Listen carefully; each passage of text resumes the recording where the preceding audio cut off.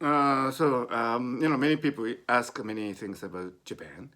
And, one of the things is why the Japanese have 8 million gods, infinite gods. And so, in order to clarify that point, I ask today a special guest to clarify that for us.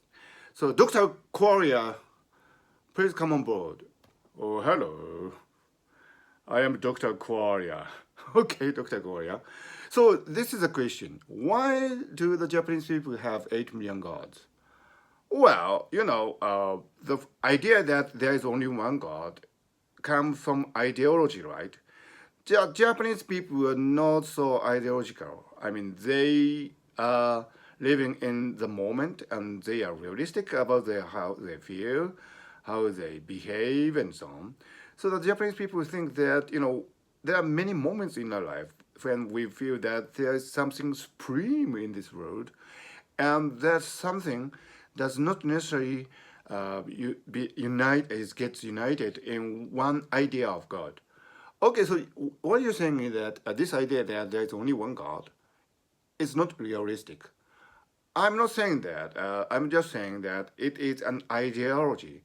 And, when you have an ideology, you tend to ignore the various facts of life, how you feel, what you're experiencing from moment to moment. And so this idea that there is only one God is good as far as ideologies go. But when you come to terms with the real life situations, it doesn't necessarily hold. Okay, so Dr. Qualia, so you're saying that the Japanese people are acknowledging the fact that we might feel different, differently at different times, and that's all of us. That's all us, right? I mean, so you're saying that the Japanese way of thinking about life is not top down. Yeah, that's right. The Japanese approach is not top down. It is more bottom up. It's based on the freeing moment of the here and now. It is ephemeral, and the Japanese people are realistic about it. I mean, so the Japanese people do not actually live according to an ideology, and when they try to do that, sometimes it doesn't go well. Okay, so sometimes the Japanese people do feel that they have to live up to an ideology. Yeah, they do. And sometimes in the history, if you look back at the history, that almost never went well. Are you saying that ideology is a bad thing for the Japanese people?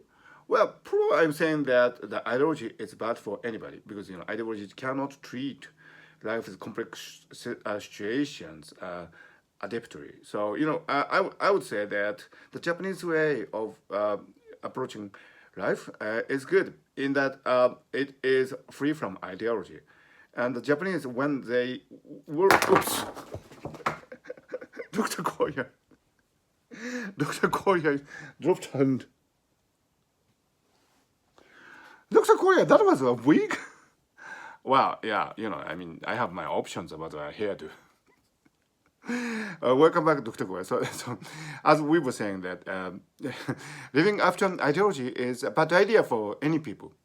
Yeah, that's right. It is very bad for any people in the world. So the Japanese people are really good at living free of ideologies, and that's very good for them. Okay. Dr. Korea, so thank you for this interview, and I hope you will come back again. Of course, yeah, I will, because I'm always on your side, right? Okay. Thank you, Dr. Korea. It's my pleasure.